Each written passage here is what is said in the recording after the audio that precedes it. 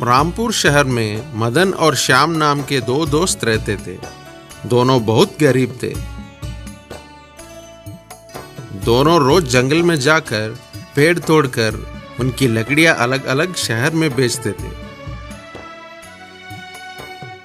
उसी तरह जंगल में मिलने वाले हर तरह के फल भी बेचते थे और दोनों कमाए हुए उन पैसों को आपस में बांट लेते थे। मित्र, आज मैं बहुत खुश हूँ। मालूम है क्यों? क्यों?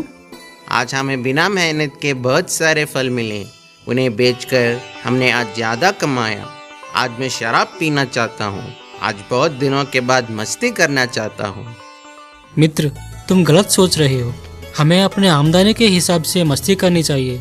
वैसे भी हमारी हालत मस्ती करने लायक नहीं है।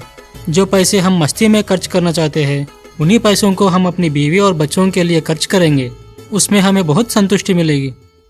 हम लोग इतनी मेहनत उन लोगों के लिए ही तो कर रहे हैं। खासकर आज ही क्यों?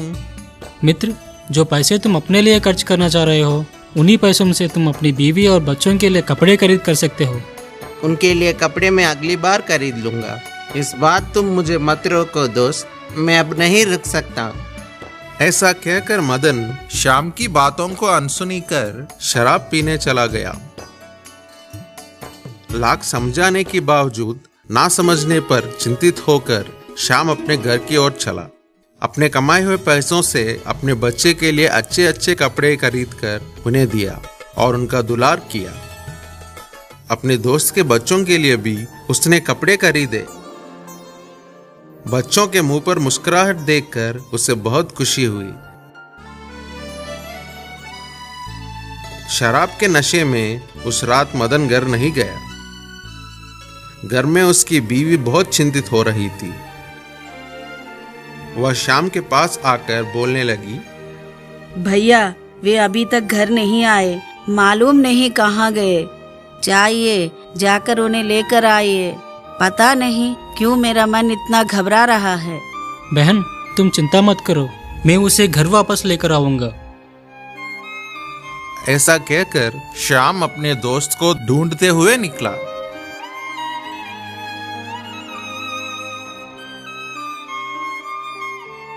मदन कहीं दिखाई नहीं दिया।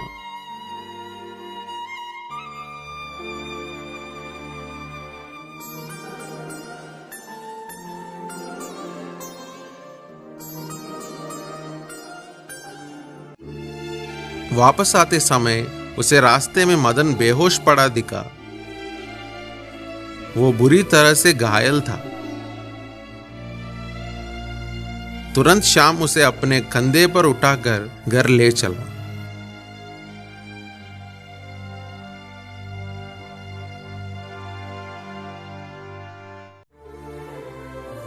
घर पहुंचते ही उसने वैद्य को बुलाकर उसकी मरहम पट्टी करवाई। इनकी हालत बहुत बुरी है। इनको आराम की सख्त जरूरत है। 1 महीने तक उन्हें बाहर मत भेजिए। उन्हें पलंग पर ही आराम करने दीजिए। ऐसा कहकर वैद्य चला गया।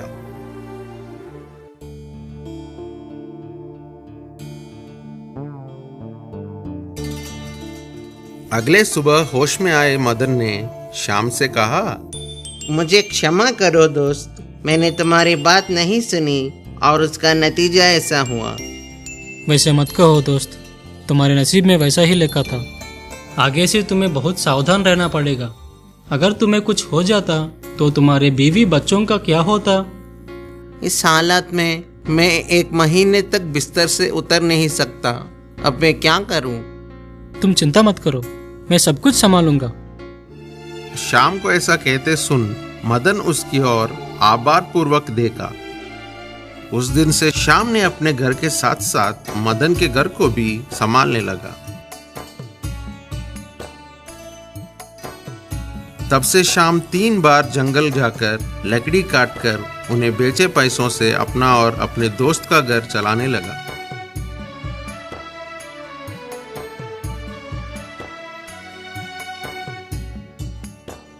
दोनों घरों के लिए बहुत मेहनत कर रहा है।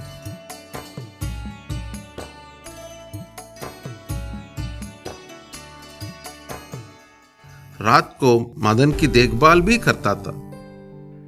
मित्र, तुमने मुझे अच्छा रास्ता दिखाया और मेरी बहुत सेवा की। मैं तुम्हारा बहुत आभार हूँ। मैं इसे कैसे चुका पाऊंगा? तुम ऐसा क्यों कह रहे हो? मुश्किल के समय में ही दोस्त के काम ना आए तो कैसी दोस्ती? एक मित्र होकर दूसरे मित्र की सहायता करना ही दोस्ती है। उससे ही मित्र की पहचान होती है। तुम मेरी चिंता छोड़ो। तुम जब ठीक हो जाओगे और मुझे कोई मुसीबत आए तो तुम मेरी मदद कर देना। जरूर मित्र। शाम को बुखार होने के बावजूद वो जंगल में गया। कमजोरी से लकड़ी नहीं काट सका और एक पेड़ के नीचे आराम करने लगा। थोड़ी देर में फिर उठा। अपने साथ लाए हुए लोहे से जमीन खोदकर आलू निकालने लगा। जहां बैठा था वही कमजोरी के बावजूद उस धूप में काम करता रहा। निकाले हुए आलू को तैली में डालकर खोदते रहा।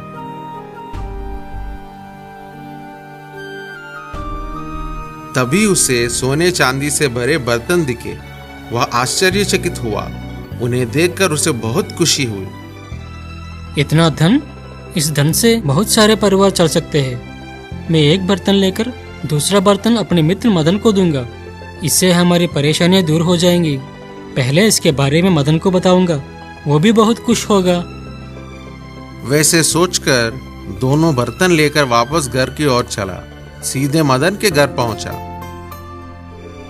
दोस्त, आज से हमारी सारी परेशानियां दूर हो जाएंगी।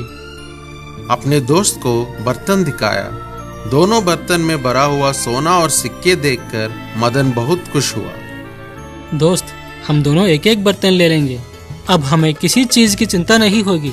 भगवान की कृपा से हमें ये धन मिला है। सच दोस्त, हम इस धन से एक अच्छी जिंदगी जी सकते हैं। दोनों ने एक एक बर्तन ले लिया। वैसे तो दोनों बर्तन शाम को मिले थे, इसलिए उन बर्तन पर शाम का ही अधिकार था। फिर भी शाम ने दोस्ती के वास्ते दोनों बर्तन में से एक बर्तन अपने मित्र को दे दिया। लेकिन मदन के मन में लालच पैदा हुई। दोनों बर्तन मुझे ही मिलते तो मैं बहुत संपन्न होता। वो उस रात को सबके सो जाने के बाद मदन चोरी छुपे शाम के घर जाकर दूसरे बर्तन को घर ले आकर छुपा दिया। उसे देखकर उसकी बीवी बोली, हमें ऐसी चोरी नहीं करनी चाहिए। आपके दोस्त ने हम पर दया करके एक बर्तन दिया। हमें उनका आभारी होना चाहिए। हमें ऐसा धोखा नहीं करना चाहिए। पत्नी के लाख कहने पर भी मदन ने उसकी एक न सुनी।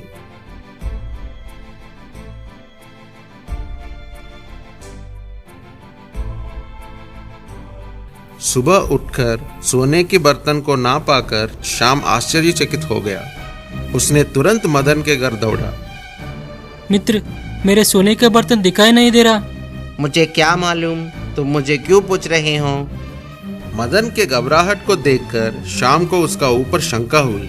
उसने सोचा जरूर ये चोरी मदन ने ही की होगी। फिर भी दोस्त से कुछ ना कहकर चुपचाप वापस चला गया। मेरे दोस्त ने मेरे साथ धोखा किया। ठीक है, कम से कम उसे सुखी से रहने दो। ऐसा सोचकर उसने अपनी महानता की उदाहरण दी।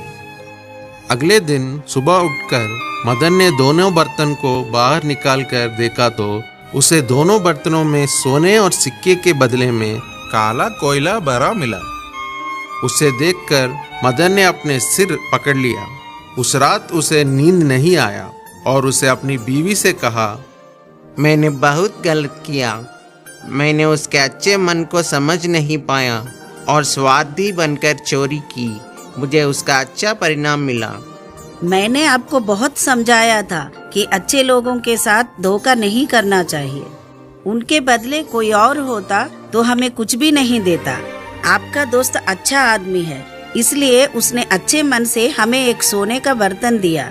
इसके बावजूद हम लोगों ने उनका सोने का बर्तन भी चुरा लिया। ये बहुत बड़ी अपराध है, इसलिए भगवान ने हमारे साथ ऐसा किया। इस पाप की परिहार के लिए आप अपने दोस्त से क्षमा मांगिए। आपके दोस्त जानते थे कि आपने ये चोरी की, उसके बावजूद उन्होंने आपसे कुछ भी नहीं कहा। उनके अच्छे मन के सामने हमारी औकात ही क्या है। ऐसे अच्छे इंसान के साथ धोखा करने से भगवान हमें कभी क्षमा नहीं करेंगे। अपनी बीवी की बात सुनकर मदन श्याम के पास जाकर ऐसा कहा, दोस्त, मुझे क्षमा करो। लालच में आकर मैंने तुम्हारी सोने की बर्तन भी चुरा ली। मुझे क्षमा कर दो। ऐसा कहकर मदन श्याम के पैर पर गिर गया। श्याम ने अपने दोस्त को क्षमा कर दिया। श्याम के छूते ही दोनों बर्तन फिर से सोने और हीरों से भर गए, लेकिन मदन के छूने से वो फिर से कोयले में बदल गए। मेरी गलती की यही सजा है। मुझे इस धन को लेने की कोई अधिकार नहीं है। उस दिन से मदन गरीब रह गया और श्याम अमीर हो गया। मदन पर दया आकर श्याम ने जितने बार भी मदन को धन देने की कोशिश की, उतने बार वो वापस कोयला बन गया। लालच बुरी बात है, इसीलिए मदन के साथ वैसा हुआ। रतनपुर नाम के गांव में रोहित और सुंदर नाम के दो विद्यार्थी रहते थे। दोनों अच्छे दोस्त थे। दोनों में रोहित गरीब परिवार से था और सुंदर अमीर परिवार का था।